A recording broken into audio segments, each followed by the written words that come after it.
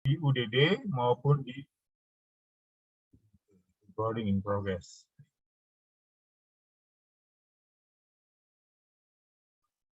Yang ada di pelayanan darah, instrumentasi pelayanan darah. Nah, ini harus kenal ya adik-adik. Alat-alat apa yang akan adik-adik temui nanti. Ya, adik-adik temui nanti di pelayanan darah sehari-hari, khususnya di unit donor darah atau unit transfusi darah. UTD atau UTD sama ya. UTD itu istilahnya istilah lama ya, istilah lama unit transfusi darah. Sekarang ada namanya diperbarui dengan unit donor darah. Nah, ini alat-alat apa saja yang bisa ada ditemui nanti adalah pertama, nah, timbangan badan. Timbangan badan. Timbangannya masih model jadul ini, model zaman dulu mungkin. Nanti kalau ada ditemui model baru ya beda gambarnya dengan foto ini ya. Intinya adalah untuk mengukur berat badan. Maaf dok, PPT-nya nggak ada ya dok? Oh, nggak tampil. Sebentar. Oh, belum saya share ini ya. Aduh. Apakah belum nge-share ini? Oke, sorry. Ternyata saya berbicara tanpa nge-share screen. Oke, ya. Sorry. Makasih. Nah, udah? Kelihatan udah? Sudah dok. Oke. Ya, terima kasih. Wah, terima kasih tadi saya jadi ingatkan belum share screen-nya.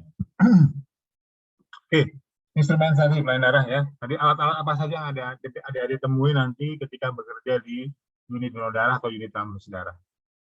Ada namanya tadi timbangan badan. Nah, timbangan badan ini modelnya mungkin model zaman dulu ya, jadul. Ini ada yang baru, yang digital ya. Timbangan badan sekarang digital, makin simpel ya, makin tipis bentuknya, tapi kuat ya kan. Nah, yang penting adalah untuk apa ini? Untuk mengukur berat badan calon donor. Nah, kenapa calon donor harus diukur berat badannya? Ada yang tahu? Ada yang bisa jawab? Calon donor diukur berat badannya kenapa? Ada yang utusan dari UTD?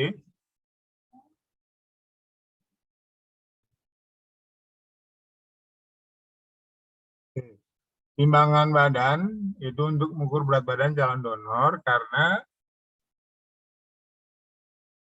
calon donor itu ada persyaratan minimal berat badan. Yang bisa menyumbangkan darah, yang bisa mendonorkan darah, itu persyaratan di Indonesia, itu berat badannya minimal 45 kg. Nah, 45 kg. Ya. Jadi Eka, berapa berat badannya Eka?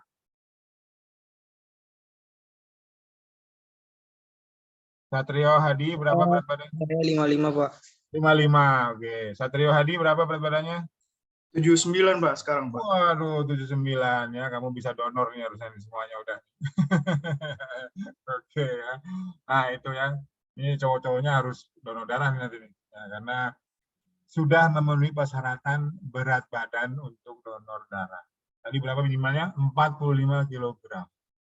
Nah, ya, tadi itu. Nah, jadi sudah bisa donor darah tuh. Jangan takut sama jarum ya, jangan takut sama darahnya.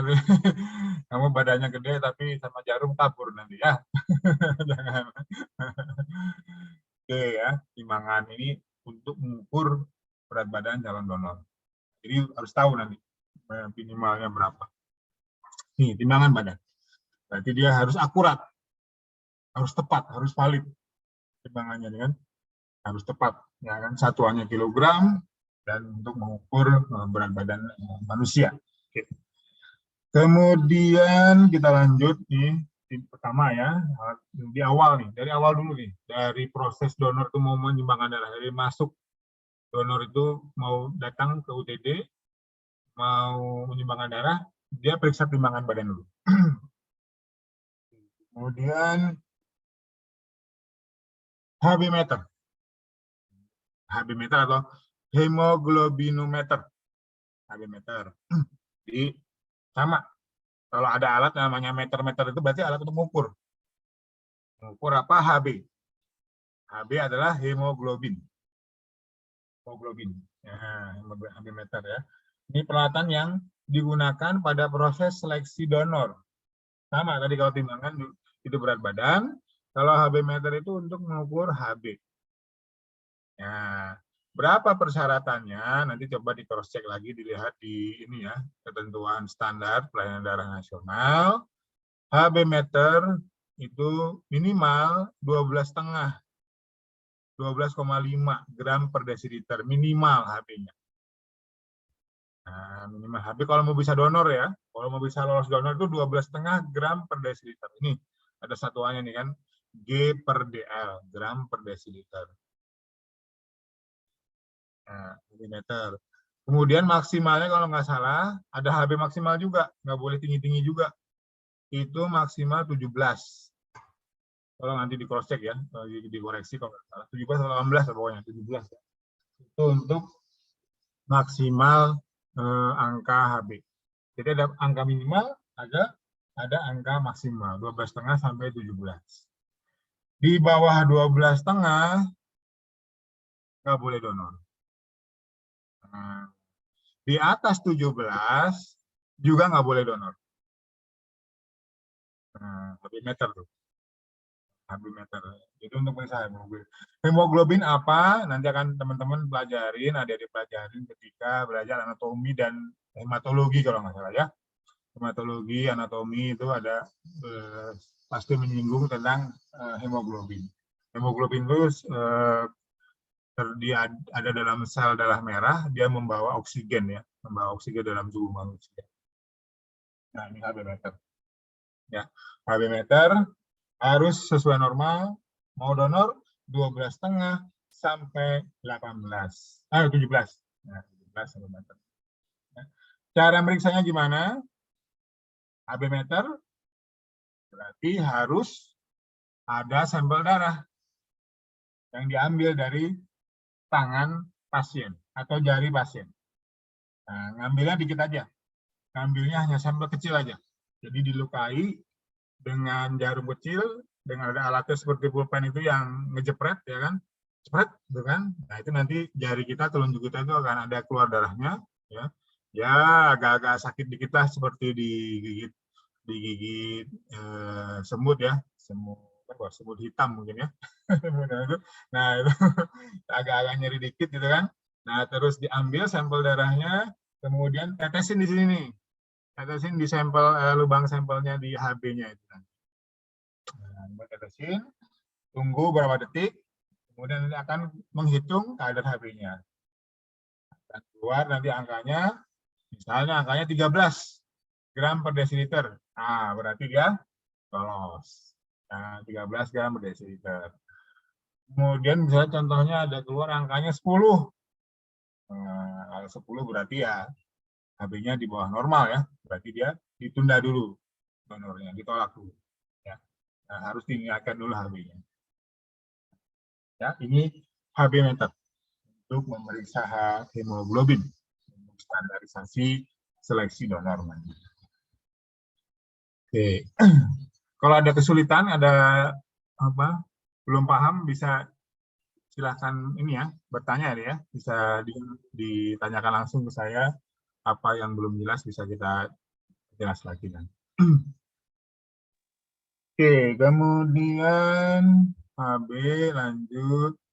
Nah, tensimeter. Tensimeter kayaknya udah pada kenal semua nih kan. Ini dari namanya kan untuk mengukur tensi. Tensi atau tekanan darah. Nah, tensi ya, tekanan darah.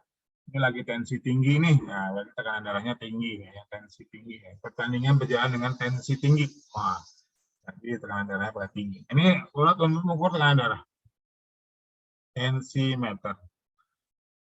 Kenapa digunakan? Pertanyaannya adalah karena ada persyaratan donor untuk bisa diambil darahnya kalau tensinya normal. Nah, kalau tensinya normal, dia baru bisa diambil darahnya. Ya. Jadi nanti adik-adik akan belajar cara memeriksa tensimeter ini itu dengan dipasang di lengan ya, mansetnya ini. Kemudian nanti ini karena yang otomatis nih, nanti akan mengukur secara digital, secara otomatis mengembang mansetnya ini, kemudian akan turun, kemudian nanti akan keluar angkanya berapa nilai tekanan darah kita. Nah, ini tensimeter. Sepertinya sudah pernah ada yang diperiksa tensimeter ini ya. Ada yang pernah merasakan diperiksa tensimeternya? Tensinya? Sudah dong. Sudah, ya. Di Mbak Aprilia ya ini ya. Terus sama petugasnya setelah ditensi dibilangin apa? Angkanya berapa? 110/80 gitu. Nah, bagus. 110/80. Nah, artinya itu adalah angka tekanan darahnya 110/80. Nah, bagaimana bacanya nanti akan ada dipelajari di fisiologi anatomi kalau nggak salahnya. Sistol 110 itu tekanan darah sistolik. Kemudian ada tekanan darah yang bawahnya 80 itu diastolik. Diastol. Ya, sistol dan diastol. Ya, sistolnya 110, tadi Mbak Aprilia mengatakan 110, sistolnya berarti 110. Kemudian kalau 80 artinya dia diastolnya 80. 110/80. Artinya apa? Sistolnya 110/80. Sebenarnya dijelaskannya di nanti anatomi fisiologi. Saya dulu pernah ngajar anatomi fisiologi, tapi sekarang sudah enggak lagi. Intinya gini, darah itu kan dipompa ya, dipompa sama jantung. Ya, adik-adik pasti paham ya anatomi fisiologi. Darah itu dipompa jantung. Jantung itu yang dada kita nih yang berdetak-detak ini ya, berdetak-detak ya duk duk duk duk duk duk gitu ya. Pernah pegang dadanya itu kalau ada detak jantung, nah itu kerasa tekan duk duk duk duk duk duk gitu kan. Dia sedang memompa darah kita ke seluruh tubuh. Kali jantung berhenti, maka pompa darah akan berhenti juga. Maka kita dikatakan sebagai wafat. Innalillahi wa inna ilaihi raji'un ya, gitu ya. Itu kalau jantung berhenti jangan main-main ya. Jangan bercanda kalau jantung berhenti itu berarti kita meninggal ya kan itu ya jantung meninggal. Makanya darahnya nggak akan berputar lagi karena mati udah. Ya, maka dikatakan mati itu apa? Fungsi jantungnya berhenti.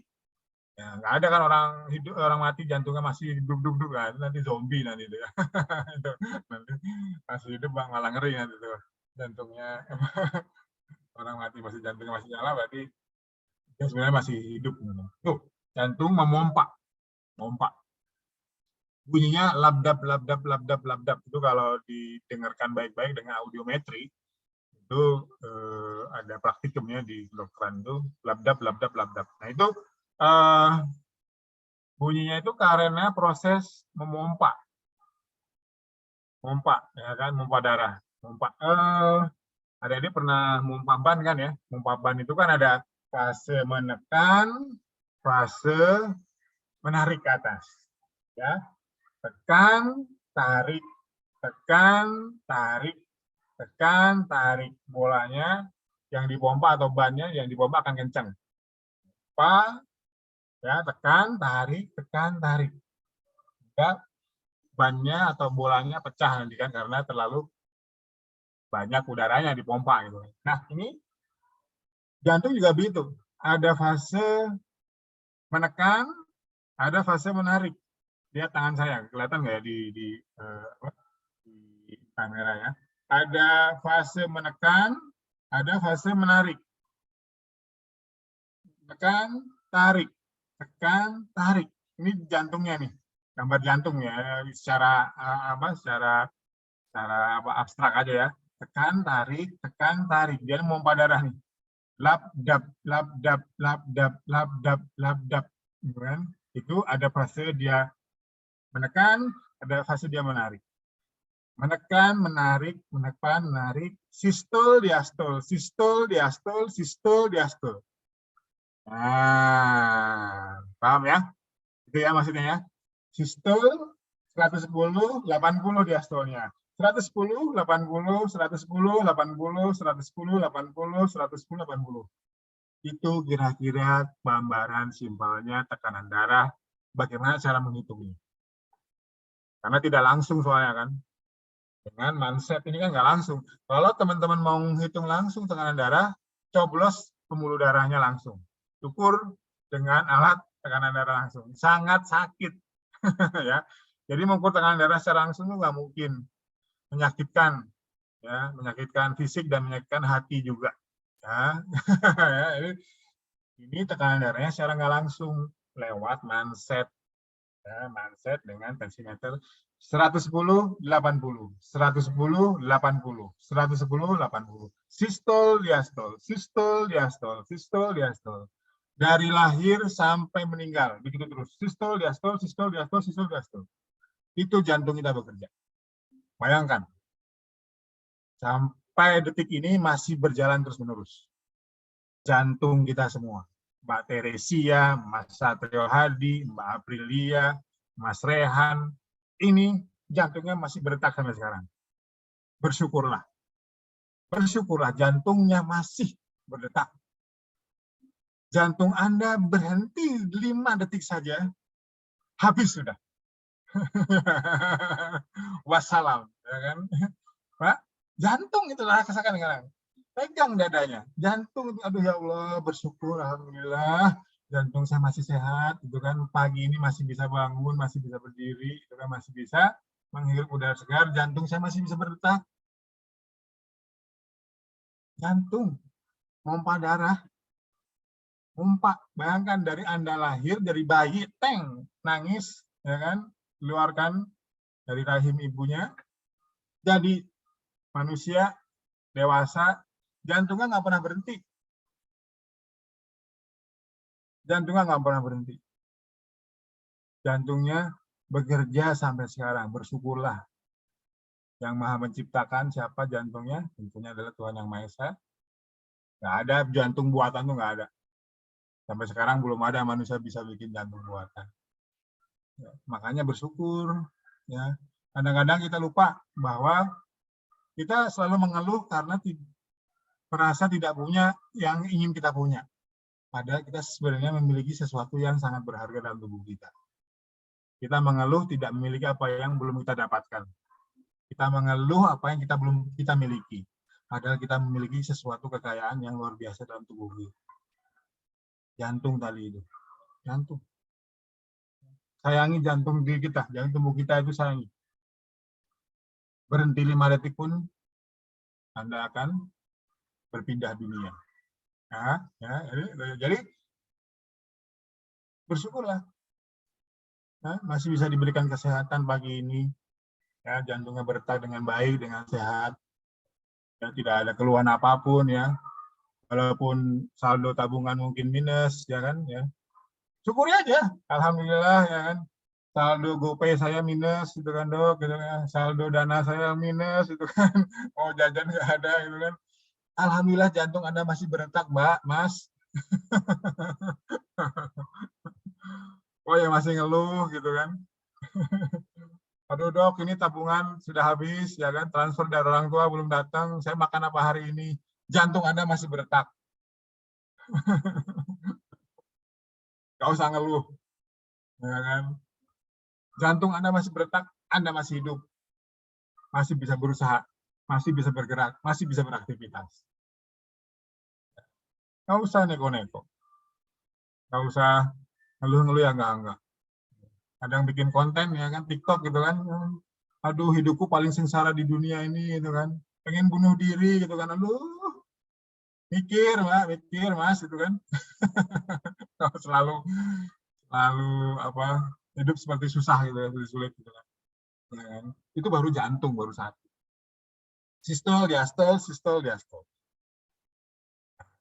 Diukur dengan tensimeter. Belum paru-paru tuh kan, belum mata, belum hati. belum lambung, belum usus. Banyak. Sangat-sangat indah keajaiban dalam tubuh kita. Tapi kadang-kadang kita lupakan. Kita nggak peduli. Ah, dok, itu kan sudah alamiah, sudah natural, sudah alamiah. Apakah Anda dengan alamiah tadi itu tidak mensyukurinya? Ya. Oke. Ya, tensimeter. Nah, silakan kalau ada nanti yang mau tanya ya, tensimeter itu tadi sistol, diastol, sistol, diastol, sistol, diastol. Pernah melihat ini enggak? Tangki Pertamina. Tangki Pertamina yang 8.000 liter itu ya, yang 10.000 liter. 10.000 tangki ya, tangki yang di SPBU itu kan, tempat untuk membawa bensin itu kan. Ya, tangkinya itu isinya 10.000 liter itu kan. 10.000 liter. Itu dipompa oleh jantung darah 10.000 liter dalam 1 hari. 1 hari jantung Anda memompa kurang lebih secara berputar menerus-menerus 10.000 liter. Memompa terus, nggak pernah lelah, nggak pernah capek, nggak pernah berhenti. 10.000. Lihat tangki Pertamina tadi itu. Itu 1 hari. Sekarang usia Anda berapa? 15 tahun? 16 tahun, 17 tahun, berapa hari? Kalikan 365 kali usia Anda, berarti ada berapa hari, dan itulah sebanyak jantung Anda telah bekerja. Ribuan atau jutaan liter darah sudah dipompa ke dalam darah tubuh Anda. Begitu dahsyatnya kan jantung tadi itu. Nah, nanti kalau naik motor, naik mobil, lihat mobil tangki Pertamina yang 10.000, oh jantung saya dipompa sehari oleh jantung saya itu sebanyak itu tuh. Wah, banyak juga ya. Tangki, satu tangki itu. Nggak pernah lelah jantung kita. Ngomongin jantung terus nanti. Lanjut, alat yang lain. Nah, tadi udah seleksi donor. Seleksi donor, layak apa enggak nih? Tensinya lolos apa enggak? HB-nya lolos apa enggak? Berat badannya lolos apa enggak? Ya kan? Nah, kita asumsikan semuanya lolos. Nah, lolos, tensinya lolos, HB-nya lolos, kemudian berat badannya lolos. Ya. Maka tahap selanjutnya adalah donor tersebut diambil darahnya. Nah, udah nih, mulai diambil darahnya nih. Nah, ini kelihatan kan di gambarnya nih, ada kantong darah yang berwarna merah nih, yang udah ada isinya nih. Udah ada isinya, udah ada isinya. Nah, ini namanya timbangan darah, hemoscale. Hemoscale. Hemo darah, scale timbangan. Timbangan darah. Ini alat-alat yang akan Anda sering gunakan. Adik-adik akan sering gunakan. Hemoscale, khususnya yang bertugas di bagian aftap, di bagian pengambilan darah. Bagian tusuk lengan donor. Cus. Ambil darah. Hemoscale untuk bisa mengukur berapa volume yang sudah diambil. Volume darah yang sudah terambil itu adalah 350 ml. Nah, dengan hemoscale nanti itu akan terbaca nih. 0, 10, 50, 100, 150, 200, 250, 300, 350. Cetit. Alarmnya akan berbunyi. Stop 350. Maka nanti volumenya akan terpenuhi sebanyak 350 ml. Dalam satu kantong darah tersebut. Ya, tepat ya harusnya ya. Paling boleh ditoleransi minimal plus minus 10% ya. Kalau nggak 10 apa ya? 10 apa 10% ya angkanya ya. Ke atas 10, ke bawah 10. Deviasinya, penyimpangannya. Nah, ini namanya hemoscale, timbangan darah.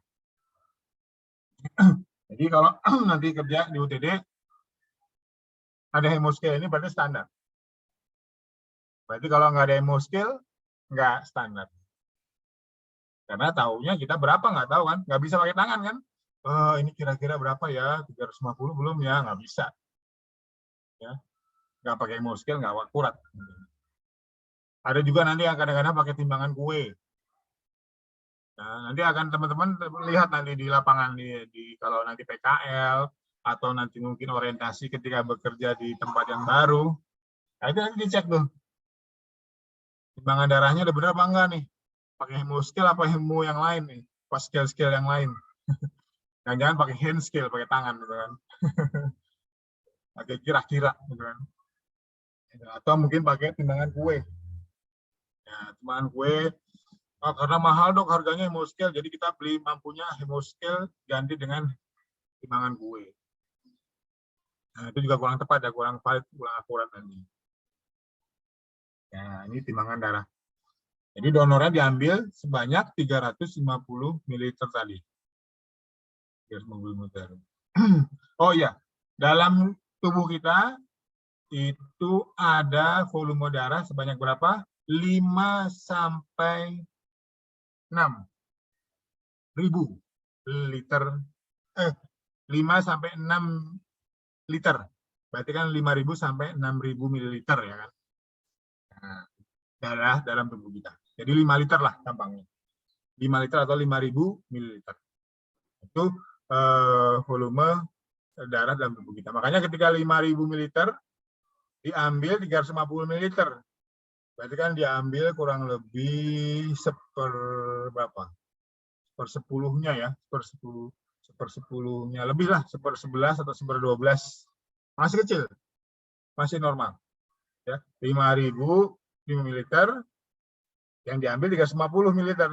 Sisanya berarti kurang lebih 4.650. Masih banyak, masih aman. Nggak masalah. Ya, jadi jangan takut. Ya, karena ada yang takut, Dok, nanti darah saya habis, diambil darahnya karena donor darah enggak. Darah Anda itu 5 liter, banyak. Jangan pelit lah ya. Jangan pelit punya darah, bagiin. Sesodakohin ya kan, diinfakin. Ya, dengan donor darahnya bagi-bagi darahnya ke orang lain. Ya, 5.000 yang diambil cuma 350. 1/10-nya lebih lah ya. Dan kalau 1/10-nya 5.000 kan 500. Nah, ini cuma diambil 350. Jadi jangan takut bilang, wah darah saya habis. Makanya adik-adik harus paham. Kalau ada masyarakat awam yang tanya, nanti darah saya habis nggak Pak? Darah saya habis nggak Mas? Itu kan Mbak, itu kan Pak. Jelasin tuh. Wah gini nih. Menurut saya, menurut Mbak Hilda ini, menurut Mbak Hilda Al-Haq Islam ini, wah gini ya. Jadi 5.000 liter itu dalam tubuh Anda. Yang diambil cuma 350. Jangan khawatir Pak. Ya, darahnya masih banyak. Gitu kan. Nah. Kemudian setelah diambil itu akan diganti. Bahkan diganti dengan yang baru darahnya. Ya, sumsum tulang ya kan itu akan menggantikan produksi darah kita yang hilang tadi itu. Nggak akan berkurang sedikit pun. Diganti malah dengan yang baru, dengan yang fresh lagi darah. Hebat nggak tubuh kita? Luar biasa tubuh kita. 350 tadi yang diambil itu diganti langsung berat dengan yang baru darah tadi. Jangan khawatir makanya.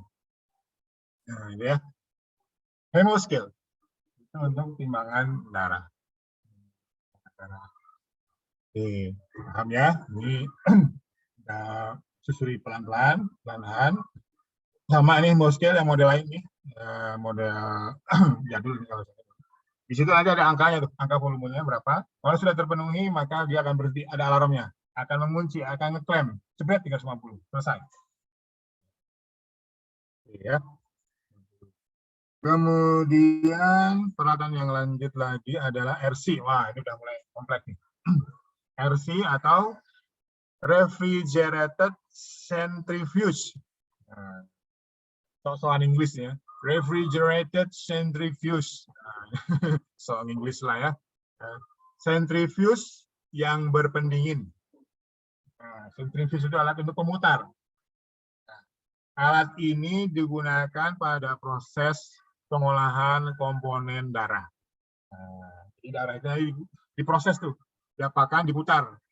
Nah, diputar supaya ada endapannya. Endapannya itu namanya sel darah merah, yang atasnya namanya plasma darah yang warna kuning.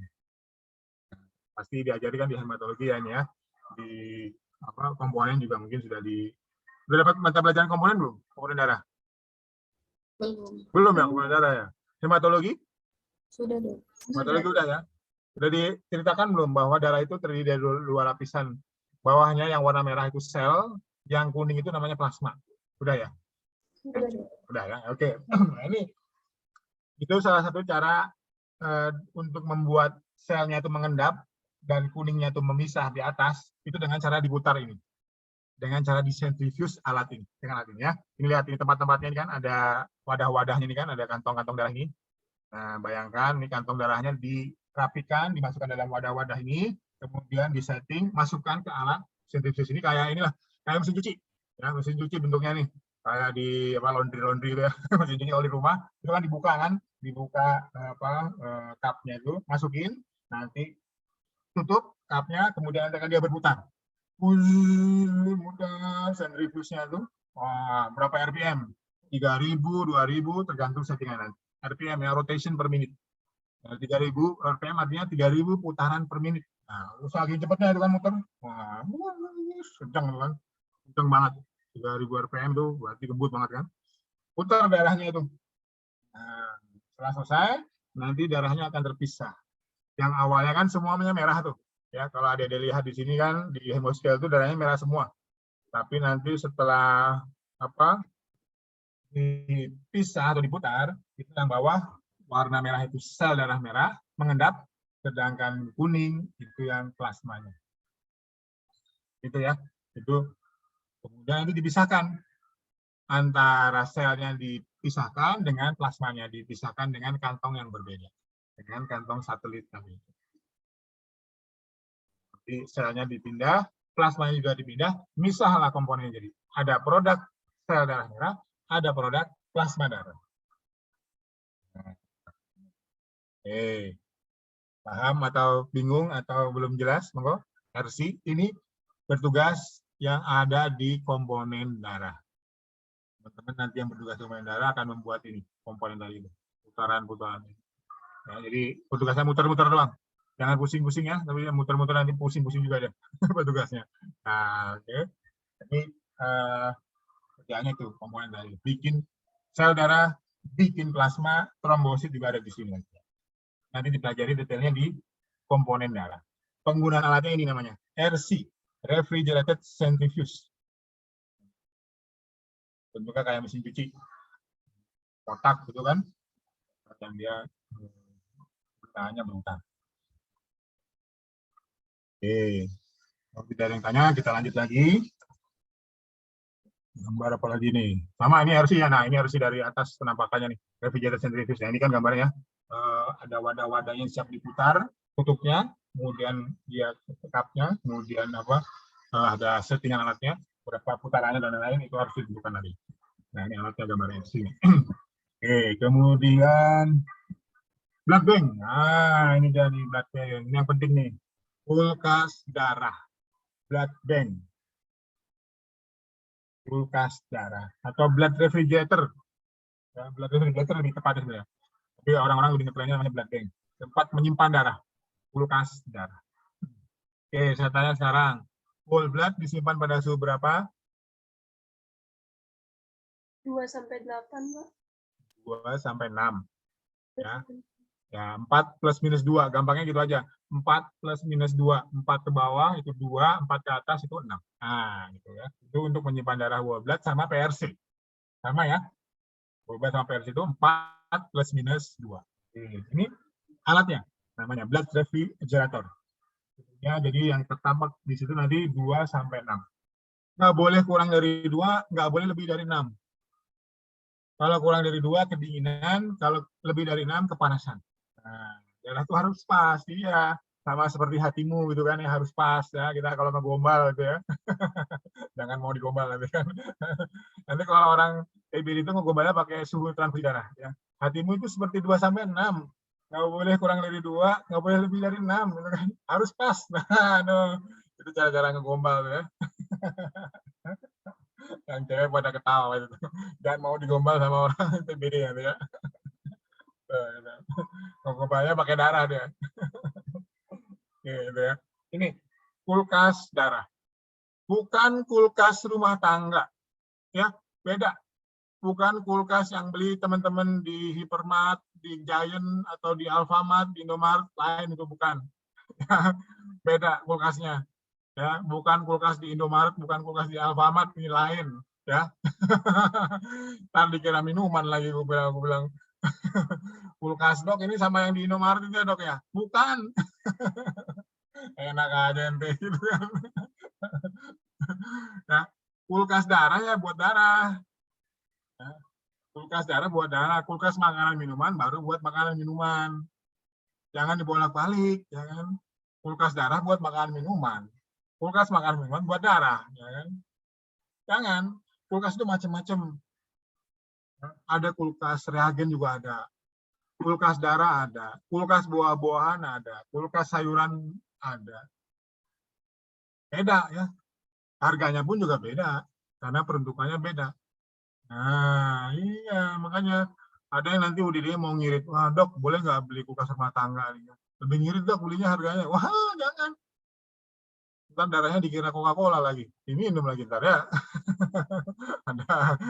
ada minuman angkring nanti di kulkas rumah tangga. Beda.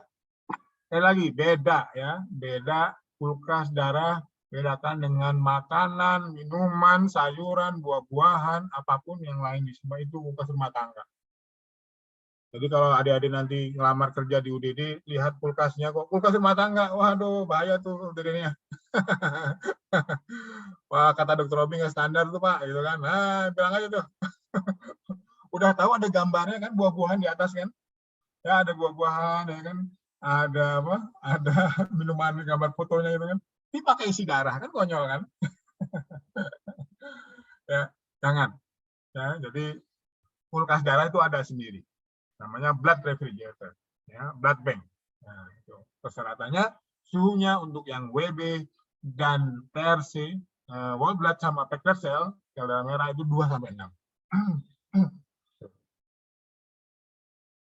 Nah, ini apa gini? Wah, ini kulkas yang lebih dingin lagi nih. Namanya apa? Plasma freezer. Plasma freezer. Artinya dia freeze. Freeze artinya membeku. Berarti nyimpan plasmanya dalam keadaan beku. Ya. Beku. Ya. Jangan sampai membuat hatiku beku gitu kan. Wah, jangan ya. Ya, gombal lagi dah itu dah. Kamu membuat hatiku beku itu kan. Kamu membuat hatiku freezing gitu kan. Aduh, gombal ya. Ya. Ini untuk menyimpan plasma. Ya, plasma. Ingat tadi, adik-adik masih ingat ya? Tadi kan whole blood di komponen, ya kan? Dibagi dua tuh kan? Bagi dua, ya kan? Ada sel, jadinya PRC, packed red cell. Kemudian yang atas warna kuning namanya plasma. Nah, yang warna kuning plasma ini disimpan dalam keadaan beku, di freezing, di freeze, disimpan dalam namanya plasma freezer. Punya berapa? Ayo, ada yang tahu nggak? 30 derajat. Ya, betul, minus 30. Udah ada yang pernah nyain? Udah ada pernah ngerasain minus 30? Belum ya? Nah, jangan sampai ya, jangan mau digombalin ya. Itu minus 30 kalau digombalin. Ya. Plasma freezer. Minus 30. Ada lagi yang lain nih. Ini plasma freezer. Nah, apalagi nih dok? Platelet agitator. Platelet agitator. Platelet itu nama lain dari trombosit. Trombosit. Trombosit udah tahu kan? Dalam hematologi, trombosit fungsinya apa? Untuk proses pembekuan darah. Adik-adik, teman-teman kalau luka, gitu kan, tergores, ya kan berdarah, kan kering tuh.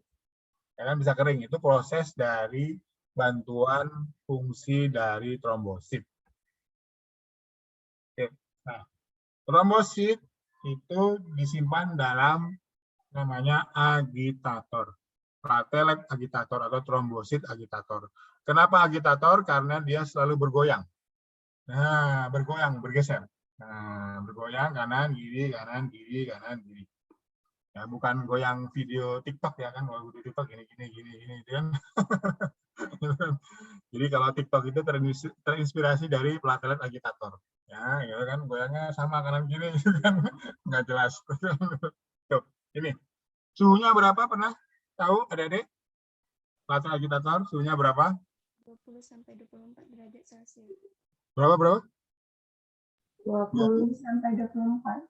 20 sampai 24. Artinya suhu kamar. Suhu ruangan. Suhu kamar, suhu ruangan. Nah, suhu kamar atau suhu ruangan. Jadi, nyimpen trombosit itu khusus. Suhunya beda, 20 sampai 24 suhu kamar, dan harus dalam keadaan teragitasi, dalam keadaan bergoyang. Teragitasi, bergoyang. Nah, oke. Oke ya. Peralatan menyimpan darah komponennya beda-beda. Whole blood sama PRC, sel darah merah itu suhunya 2-6, kulkasnya beda. Plasma dalam keadaan beku, dalam keadaan freezing, minus 30, namanya plasma freezer. Platelet agitator, itu suhunya kamar 20-24 dalam keadaan bergoyang. Nah, beda-beda kan masing-masing komponen. Oh ya, platelet dapatnya dari mana? Platelet dapatnya dari plasma yang diputar lagi. Ya, plasma kan udah dipisahin tadi itu kan warna kuning, ya plasma dipisahin warna kuning, itu diputar lagi dengan putaran lambat dah pokoknya, putaran cepat tuh pas itu. Diputar lagi, nah endapan dari plasma itu nanti yang dianggap dijadikan sebagai trombosit atau platelet. Pisahin lagi, plasmanya sendiri, plateletnya sendiri. Warna kuning sama-sama. Disimpannya beda lagi. Plasma dalam keadaan suhu beku, platelet dalam keadaan suhu ruangan.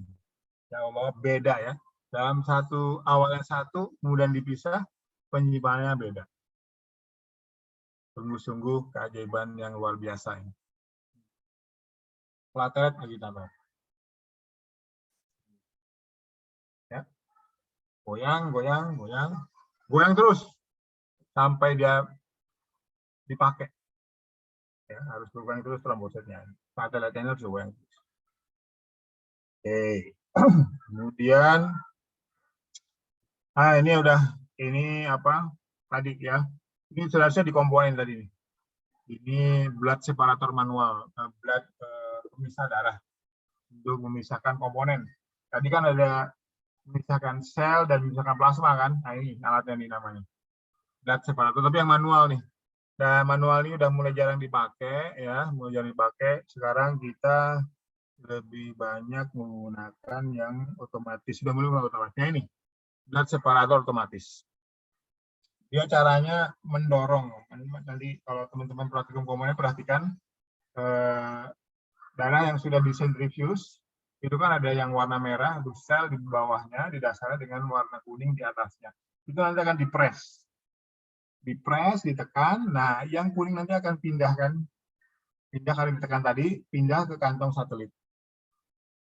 Namanya jadi plasma, pindah kan ke kantongnya. Nah, ini metode cara kerja dari di blood separator yang memisahkan komponen darah tadi.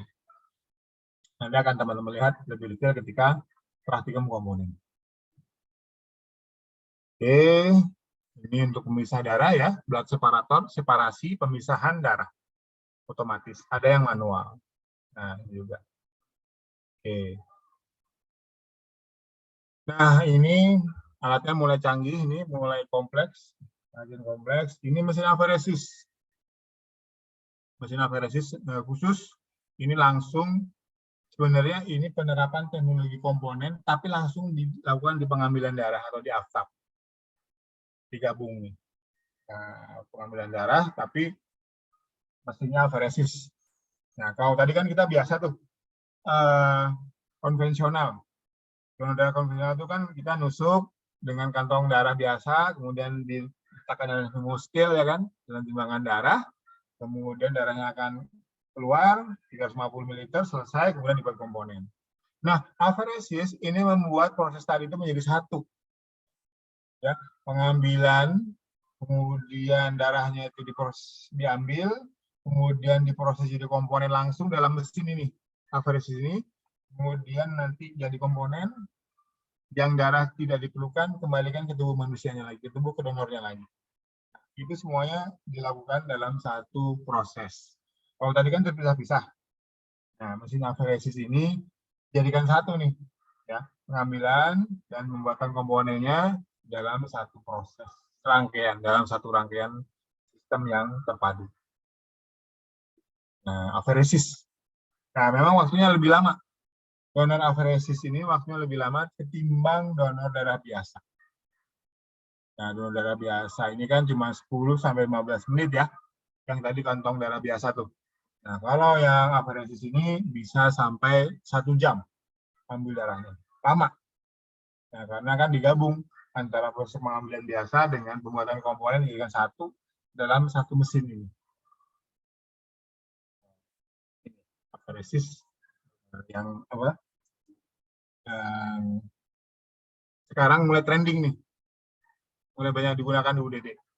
Ya, jadi teman-teman nanti harus belajar nih, adik-adik semua harus paham nih. Aferesis. Kemarin ini banyak digunakan ketika COVID lagi tinggi-tingginya. Pasti teman-teman pernah dengar namanya plasma konvalesen. Ya, plasma konvalesen. Nah, itu plasma konvalesen itu cara pengambilannya dengan mesin aferesis ini. Ya, karena metodenya namanya plasma feresis. Karena yang diambil plasmanya. Namanya plasma feresis. Nah, plasma konvalesen ini didapatkan dari penderita COVID yang sudah sembuh, diambil plasmanya, kemudian didonorkan, diambil untuk transfusi kepada pasien yang masih sakit COVID di rumah sakit. Nah, ini namanya mesin aferesis. Oke. Kemudian cool box. Nah, ini pasti sudah jelas ya, cool box, kotak dingin kalau artinya ya, kotak pendingin. Nah, kotak pendingin ini apa? Biasa digunakan untuk membawa darah, distribusi darah. Tadi ingat, membawa WB, whole blood, darah lengkap itu kan suhunya 2-6. Maka darah harus dalam keadaan dingin.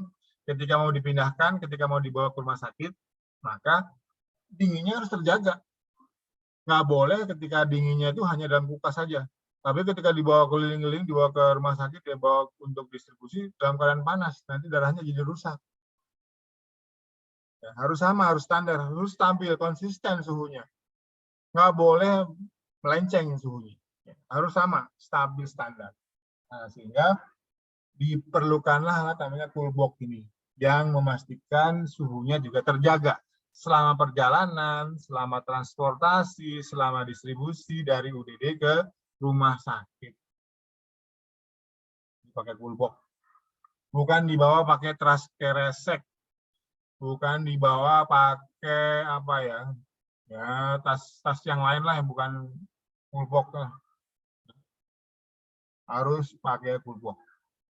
Untuk memastikan suhu dinginnya terjaga tadi itu. Nah, cool box banyak dijual di apa toko-toko ini ya, box ini, kotak dingin. Kemudian sama ini full box ya. Nah, mesin ELISA. Nah, mesin ELISA ini mesin untuk pemeriksaan penyakit IMLTD, infeksi menular lewat transfusi darah. Nah, ini harus dicek. Namanya ada mesin yang tekniknya, metodenya ELISA. Nah, nanti akan teman-teman belajar di ini apa IMLTD nanti. Ya, apa itu teknik ELISA? Ya, ini nama mesinnya. Kita fokus ke peralatannya. Mesinnya gini, ELISA. Ya, nanti adik-adik harus bisa mengoperasionalkan ya. Mesin ini harus handal, jago nih. Untuk bersiapa penyakitnya? Hepatitis B, hepatitis C, HIV, dan sifilis. Nah, dengan alat ini nih. Ya, darahnya harus bersih, darahnya harus sehat. Maka screening dulu dengan alat ini. Cek dulu. Benar nggak darahnya ini lolos apa enggak nih darahnya ini? Nah, ini alatnya untuk screening MLDD. Infeksi menular lewat transfusi darah. Karena darah ternyata selain bisa untuk menyehatkan pasien, tapi di sisi lain darah itu juga bisa menularkan penyakit.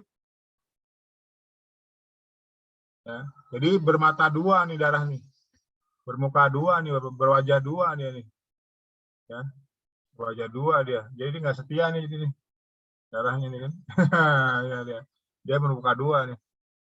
Satu bisa membantu pasien, menyehatkan pasien, di wajah yang lain dia bisa menularkan penyakit.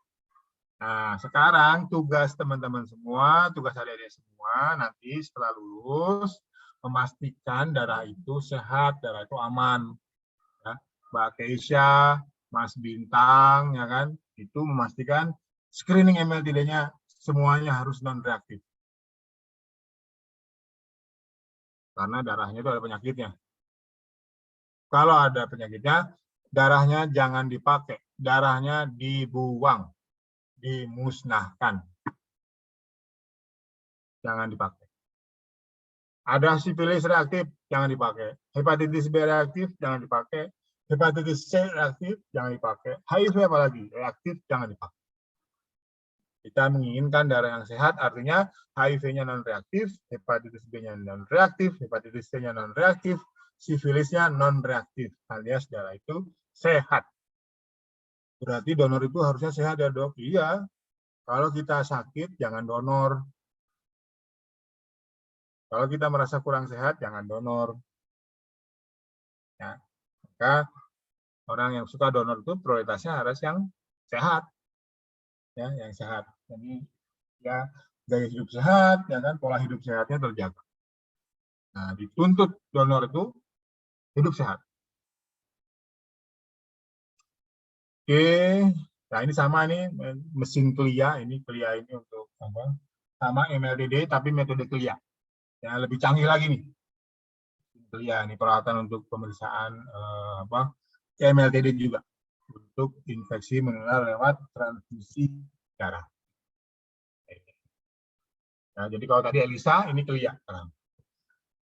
Nah, ini bentuk yang lainnya ya. Merek apa ini Cobas nih ya. Ini kayak robot ya. Nah, kayak mainan lah gitulah. Tapi bukan rumah-rumahan ini ya. Bukan rumah-rumahan, ya, jadi dijadiin rumah lagi kan. Kemudian ada centrifuge sample. Nah, ini untuk sampel. Biasanya ketika periksa MLTD itu kan sampel dulu ya. Sampelnya di centrifuge dulu, dipreparasi dulu, dipersiapkan, maka memerlukan centrifuge ini. Jadi untuk memutar, menghomogenisasikan ya sampel yang akan diperiksa MLTD. Ini centrifuge sampel. Kemudian ada, wah ini yang sedang dibikin di belakang TDP nih, yang dekat ABK nih. Namanya cool room. Cool room. Ya, jadi ini namanya cool room alias kulkas tapi dalam bentuk ruangan. Nah, kulkas pendingin tapi bentuknya seperti ruangan. Jadi kapasitasnya lebih besar. Bisa menyimpan kantong darah lebih banyak. Nah, cool room ada suhunya yang 2-6, artinya dia menyimpan WB dan PRC, whole blood dan red blood cell. Ada juga cool room atau namanya freezer room, ya, ruang dingin, itu untuk menyimpan plasma. Menyimpan plasma. Ya, ada cool room yang suhunya 2-6, ada juga yang freezer room yang -30 ya, -25. Ini kapasitas lebih besar. Ya, jangan dijadikan kamar kos-kosan, jangan. Kalau jadikan kamar kos-kosan nanti teman-teman beku ya. Tidur bangun-bangun beku biasanya ya. Jangan ya. Dok, saya mau pindah kos ke kamar freezer room gitu kan. Nah, nanti beku kamu pagi-paginya nanti nggak bisa itu lagi. Ya, harus dicairkan dulu nanti kamu kalau mau ngomong. Ya, ini kayak kamar kos-kosan memang, tapi isinya suhunya untuk menyimpan darah. Ya, cool room. Nah, ini kalau teman-teman lihat, mau lihat sekarang di ABK, di parkiran belakang itu yang sering buat main volley itu, sekarang lagi dibuat cool room. Nah, silakan nanti dilihat-lihat di situ. Kemudian kontak shock freezer. Nah, ini Kontak shock ini tadi ingat adik-adik kan udah dipisahin tuh sel yang warna merah, kemudian plasma yang warna kuning, ya kan?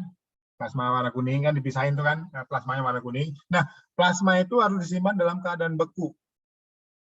Ya, plasma itu sebenarnya keadaan beku. Makanya setelah dipisahkan, maka kemudian dia menjalani pembekuan singkat. Nih, kontak shock freezer ini alatnya nih, alat untuk membekukan plasma secara cepat, secara singkat. Jadi dipres alatnya ini kan, lihat adik-adik ada mesin yang tengahnya ini kan tempat untuk di tengah-tengahnya ini di ruang yang kosong ini akan dipres dia nanti plasmanya yang warna kuning tadi itu dipres dan didinginkan, maka nanti akan menjadi plasma yang beku, press frozen plasma. Ini namanya alatnya untuk membekukan plasma itu namanya kontak shock freezer. Ya. Nah ini contohnya tuh. Nah, plasmanya gepeng-gepeng tuh ya, karena dipres, kan? Dipres, dibekukan dalam waktu yang cepat.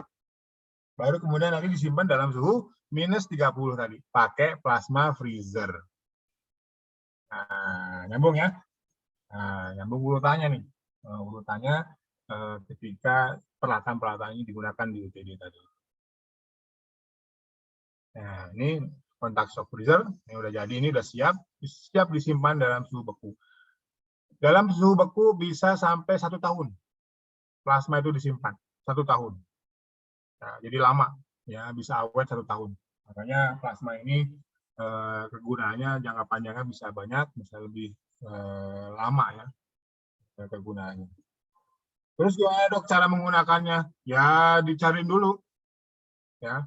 Jadi nggak mungkin dikasih dalam bentuk es, pasiennya suruh makan plasma dalam bentuk beku gini enggak ya. Ya. Jadi nanti dicairin dulu. Setelah disimpan, diambil masih beku, dicairkan dulu, baru kemudian ditransfusikan kepada pasien yang membutuhkan.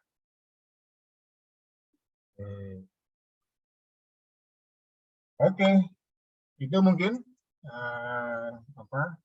beberapa jenis peralatan yang akan teman-teman lakukan, akan teman-teman gunakan, akan teman-teman adik-adik praktekkan dalam pelayanan darah sehari-hari. Ya, jadi kita kenalan dulu dengan alat-alat ini biar tahu nanti apa yang kita lakukan dulu. Ngapain sih ini alat-alat kita gunakan, cara gimana nanti ya teknis detailnya akan lebih lanjut dari ketika praktikum. Tapi yang penting adik-adik tahu dulu nih apa saja sih alat-alat digunakan, ya. Timbangan, ya.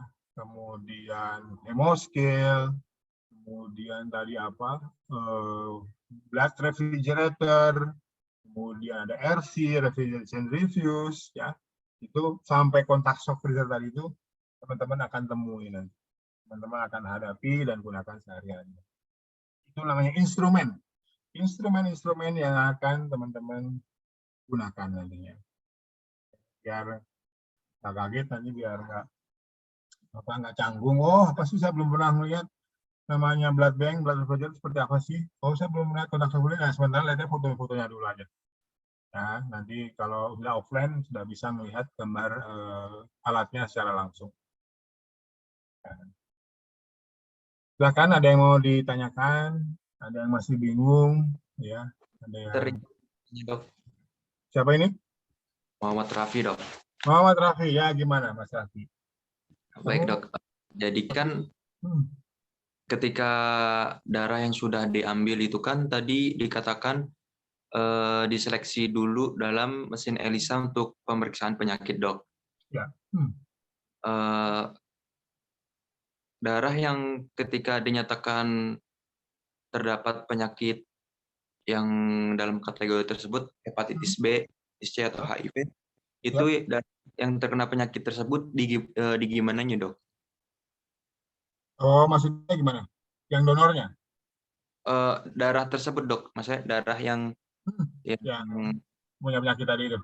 Ya. Ya, oke.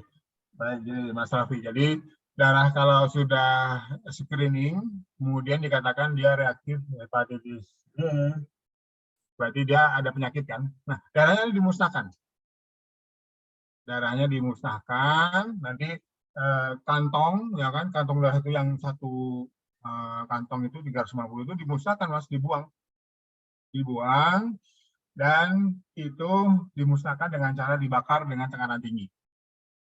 Ya, dibakar. Jadi kita kumpulkan darah-darahnya itu yang reaktif, yang mengandung penyakit dalam suatu wadah, itu dalam limbah khusus ya, wadah limbah khusus yang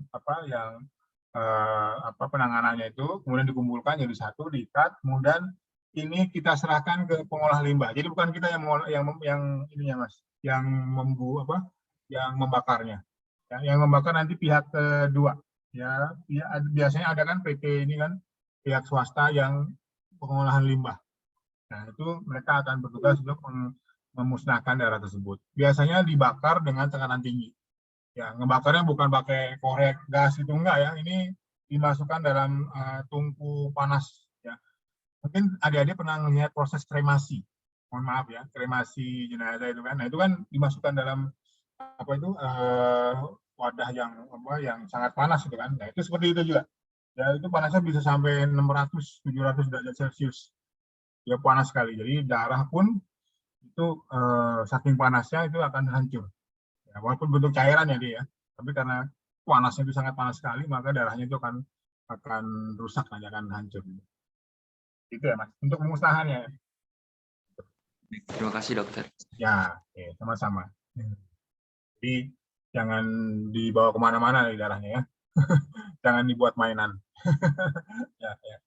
Karena beberapa tahun lalu itu kita pernah dapetin ada yang punya ide itu kan, ada punya jualan minuman tapi bentuknya kantong darah. Jualan kantong darah, kemudian dia ada sedotannya itu ya, seolah-olah kita itu minum darah gitu. Jadi agak ngeri juga itu kan. Jadi idenya bagus, cuman kurang etis ya, kurang sip lah ya. Jadi jadi seolah kita minum darah di sedotannya. Jadi untuk ya, untuk biar banyak peminatnya ya. Nggak tahu sekarang gimana perkembangannya, sepertinya nggak lanjut kayaknya mungkin. Anda silakan.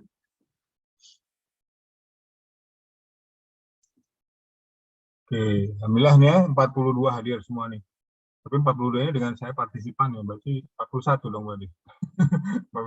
Ada yang tidak hadir? Gimana tuh tahu yang tidak hadir? Pasti tidak hadir ya. Ada yang nggak hadir? Yang nggak hadir absen coba. Oke, ya. Sepertinya hadir, Pak. Apa? Ada yang hadir? Ada yang Oh, ada yang hadir. Oke. Ya, nggak apa-apa. Nanti bisa diinformasikan aja ya. Tadi siapa? Raffi ya, sama Adila. Saya berharap kuliahnya pagi ya, karena biar lebih fresh, biar lebih segar. Jadi gimana kalau seterusnya jamnya seperti ini, jam 7.30 ya kita mulai, kemudian nanti sampai selesai sehingga teman-teman juga bisa lebih optimal nantinya. Gimana? Mau disepakati seterusnya seperti ini ya, hari Kamis? Bisa ya? Hari Kamis pagi ya. Nah, oke ya.